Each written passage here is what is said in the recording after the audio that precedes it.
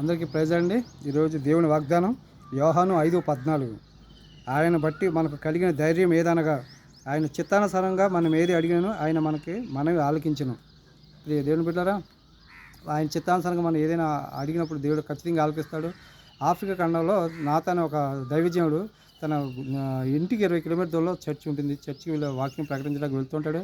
అనుకోకుండా వర్షం వస్తుందన్నమాట. వర్షం వస్తడం వల్ల ప్రార్థన చేస్తాడు. ప్రభువా వర్షం ఆపు, నా బట్టలు నా బైబిల్ తడిసిపోతుందని చెప్పి మొరపెడతాడు.